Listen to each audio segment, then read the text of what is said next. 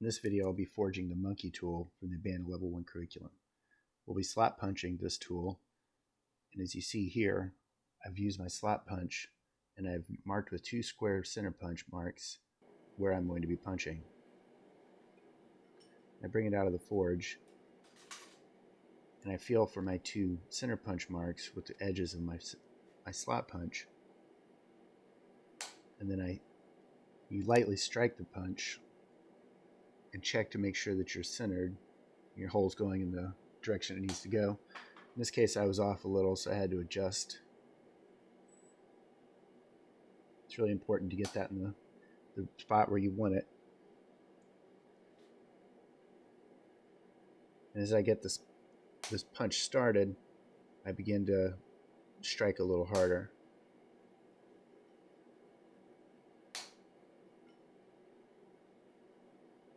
Be sure to remove the punch from the piece often, and don't forget to cool the punch off, or else you'll mushroom it and you can easily get it stuck in the piece. As you can see here, there's a little slap starting to form. Now we're just going to continue punching through from this side. I'm going to go through about 60%. I turn the punch 180 degrees every few blows. This helps keep things even. If I have an error going off to one direction, or if my tool is ever so slightly uneven, it helps to make your hole straight and even through the tool. You can also turn the piece you're punching end for end, which is easy with something like a hammerhead or something like this monkey tool.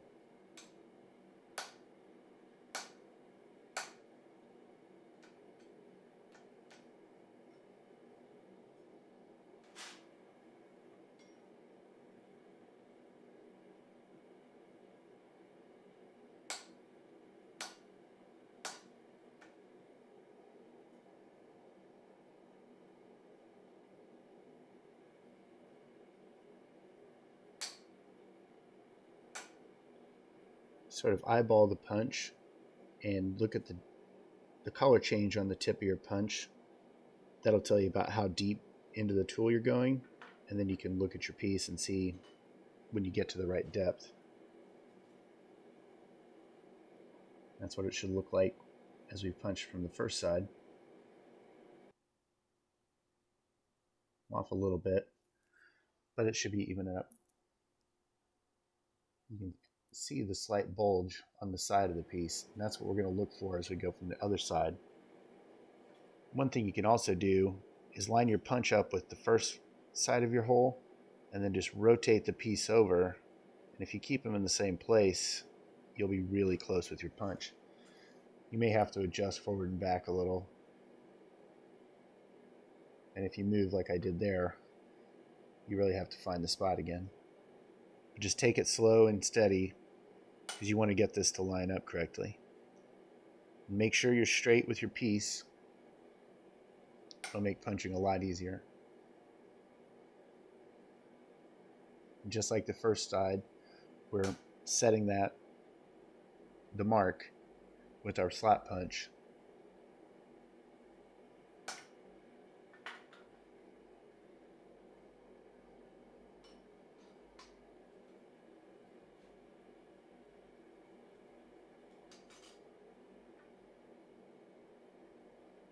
Now that we've got it started, we can hit a little harder and really begin punching from this other side. And you should feel it'll punch a little easier because there's less steel behind it coming from this backside.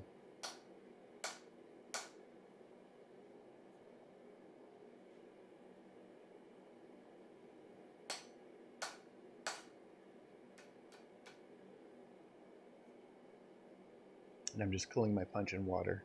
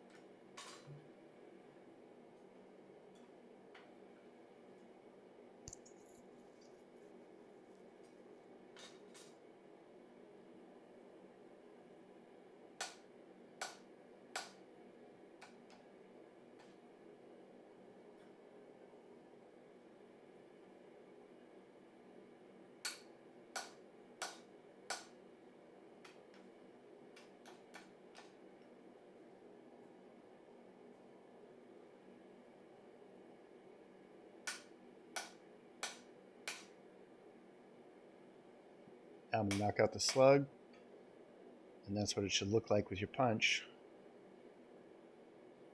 coming through, leaving you a nice hole. If your punch is a little stuck, you can tap on the side of the tool, and that'll help loosen it up. There's our slug and our slap.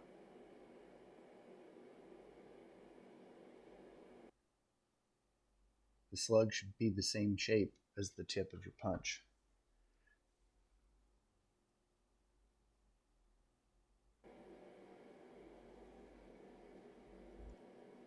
Here I'm just showing that my drift fits in the hardy hole in all directions, that way I know I'm not going to jam it whenever I go to drive it through. You want your piece to be pretty hot for this.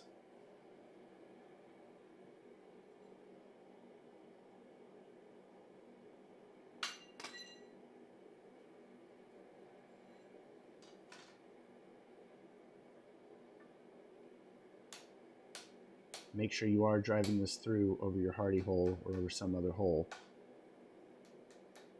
Don't drive that drift down into the face of the anvil. It'll mushroom and get stuck in your tool. Here I'm not going all the way to the face when I'm doing that.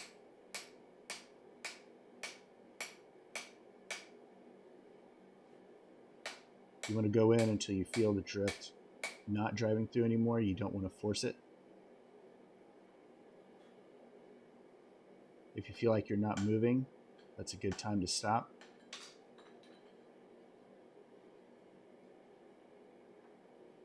Make sure you cool that drift off between heats.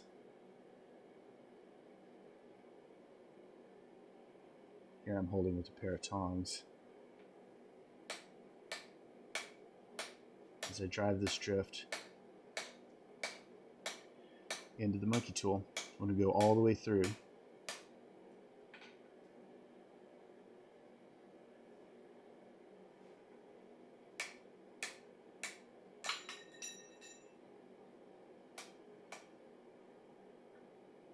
That's what a hole looked like, drifted from one side. Now I flip it over and drive through from the other side.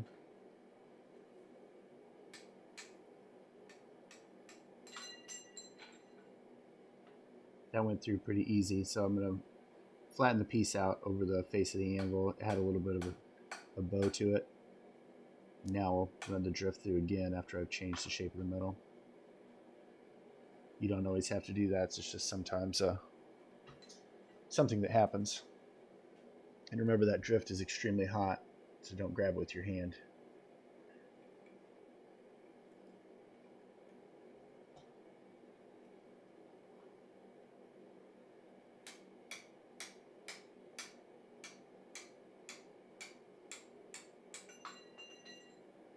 Depending on what you're making, you can stop here now that you have the drifted hole, or you can flatten out the sides, which I'm going to do next.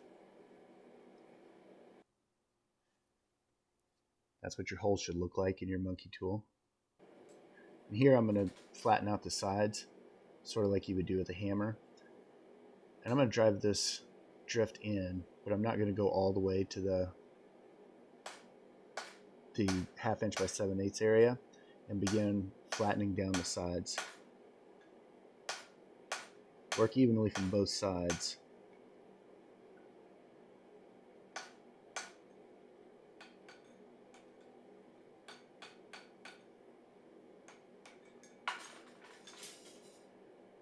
Sometimes your drift will get stuck in the piece and it won't come out very easily.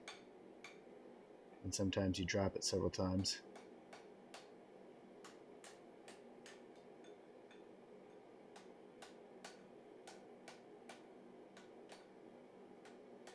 But one way to knock this drift out is to turn it upside down and just tap it back through.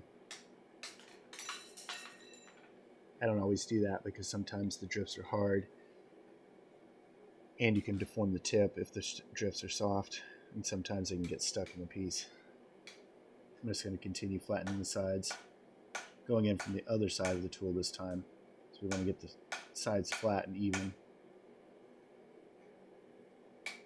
Now that they're flat, I'm just going to drive the drift through and make sure the hole is the size it should be.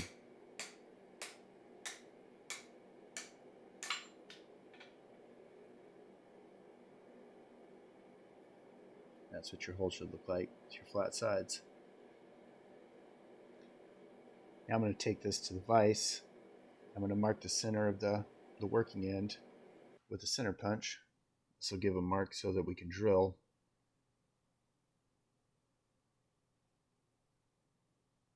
In the drill press, or however you want to drill your piece. Make sure you're center.